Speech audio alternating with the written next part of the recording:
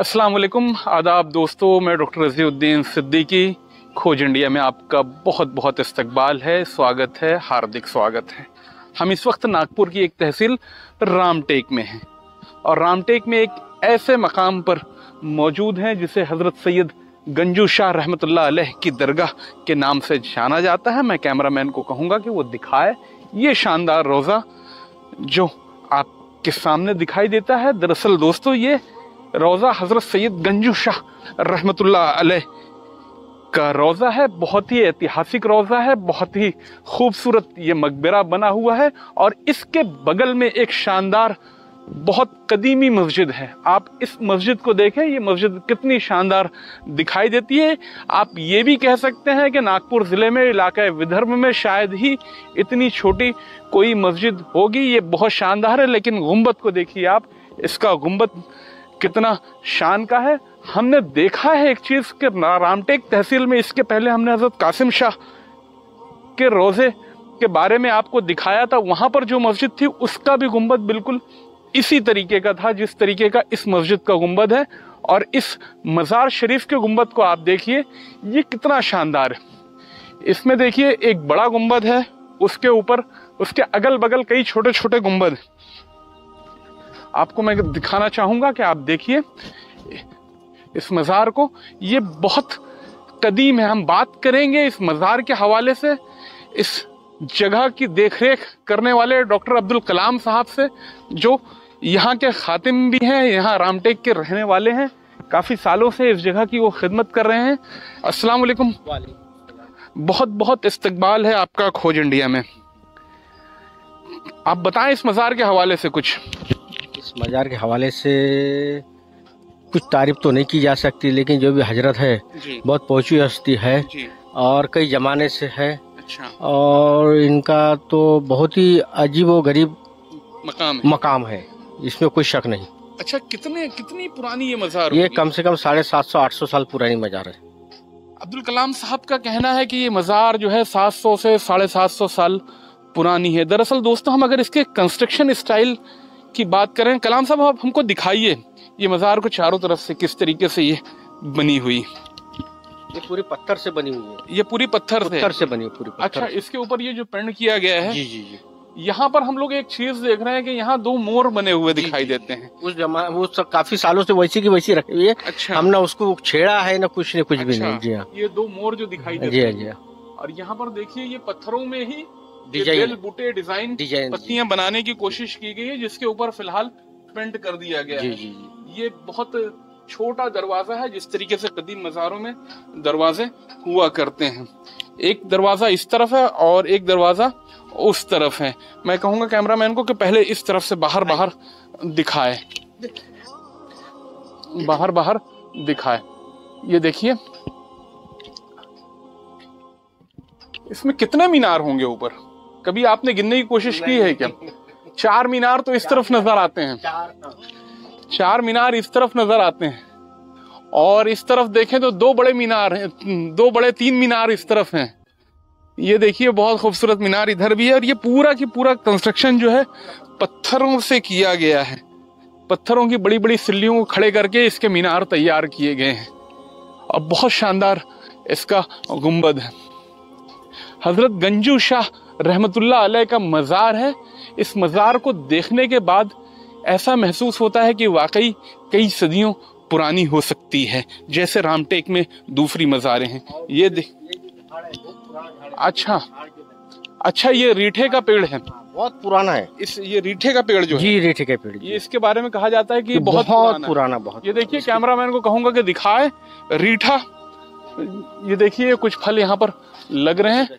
ये देखिए रीठा है। दरअसल पुराने जमाने में लोग साबुन की जगह इसका इस्तेमाल किया करते थे। आपको मैं मज़ार शरीफ दिखा रहा था। ये हम लोग जिस तरफ से दाखिल हो रहे हैं, ये क्या है? पायताना है। पायताना सरकार। अच्छा, ये देखिए हम इस तरफ से दाखिल होंगे मज़ार शरीफ में। आइए।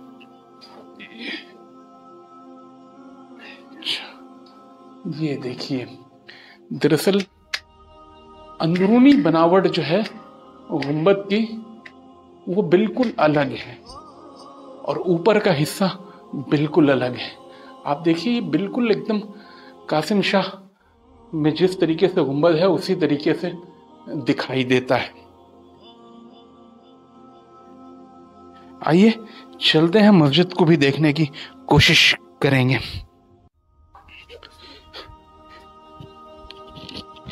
दरअसल दोस्तों इस इलाके में कई पुरानी पुरानी मज़ारात हैं। इसके पहले भी हम आपको हज़रत कासिम शाह की मज़ार और गढ़ किले वाली मज़ार दिखा चुके हैं। अब देखिए ये मस्जिद देखिए आप, ख़ास तौर पे इसके गुंबद को देखिए। मैं कैमरामैन को कहूँगा कि कुछ और दूसरे एंगल से भी इसके सिर्फ गुंबद को दिखाने की कोशिश करें। ये इस गुंबद को देखिए आप, और इस तस्वीर में जो मैं आपको गुंबद दिखा रहा हूं उस गुंबद को देखने की कोशिश कीजिए। कैमरामैन दूर से दिखाने की कोशिश करें गुंबद को।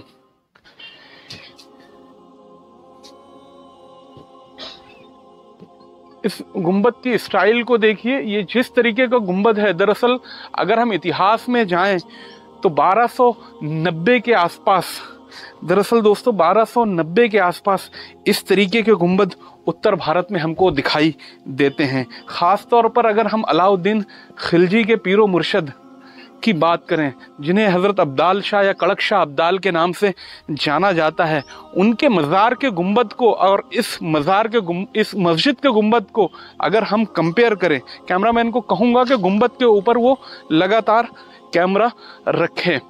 अब आप देखिए ये जो गुंबद नजर आता है और ये जो तस्वीर में मैं आपको गुंबद दिखा रहा हूं, इस दोनों में सिमिलरिटी देखिए, दोनों कितने एक दूसरे से मिलते जुलते हैं। ये लगभग कड़क शाह अब्दाल की हम बात करें तो उनकी मज़ार का गुंबद भी लगभग 800 साल पुराना है। और ये अब दूसरा वाला गुंबद देखिए, अब आपकी स्क्रीन पर जो दूसरा वाला गुंबद नजर आ रहा है, इस गुंबद को देखिए। ये गुंबद आगरा में एतमादुद्दौला के मकबरे का गुंबद है। आप देखिए इस गुंबद को और इस गुंबद से कंपेयर कीजिए, ये दोनों गुंबद अपने आप में कितने ये एक जैसे हैं। आप कंपेयर कीजिए इन दोनों गुंबद को। एतमादुद्दौला का मकबरा जिसे नूरजहां ने सन 1626 के आसपास में बनवाया था। जहांगीर की वाइफ नूरजहां ने अपने वालिद के मकबरे को, एतमादुद्दौला के मकबरे को, आप देखिए एतमादुद्दौला के मकबरे के गुंबद को और इस गुंबद को आप कंपेयर कीजिए जो इस नूरानी मस्जिद का गुंबद है। आइए हम अंदर चलकर देखते हैं कि मस्जिद के बारे में अब बात भी करेंगे डॉक्टर अब्दुल कलाम साहब से इस मस्जिद के हवाले से। डॉक्टर साहब क्या कहेंगे इस मस्जिद के बारे में? इस मस्जिद के बारे में तो बहुत कुछ कह सकते हैं, लेकिन ये बस नूरानी मस्जिद है और अल्लाह के फरिश्ते वगैरह आते हैं। अच्छा, यहाँ के बारे में कहा जाता है कि यहाँ पर जी फरिश्ते आते, बहुत रात के समय तो इतना नूर रहता है कि हमारी आंखें नहीं ठहर सकती। ऐसा लगता है कि यहाँ से कहीं जाओ ही मत, इसीलिए नूरानी मस्जिद है। इसलिए नूरानी मस्जिद। आइए आइए आइए। देखिए ये मस्जिद जो है, हम ये कह सकते हैं कि इस इलाके में सबसे छोटी मस्जिद है।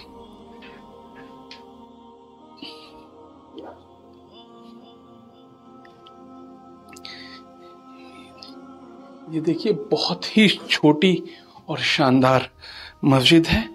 ये इसका मेंबर यहाँ पर है। एक सफ इसमें बिछ सकती है और मुश्किल से 8 से 10 लोग नमाज अदा कर सकते हैं। ये बहुत शानदार छोटे से गुंबद को दिखाइए, बिल्कुल जैसे कासिम शाह की मस्जिद का गुंबद है उसी तरीके से अंदर से ये नजर आता है। आप देखिए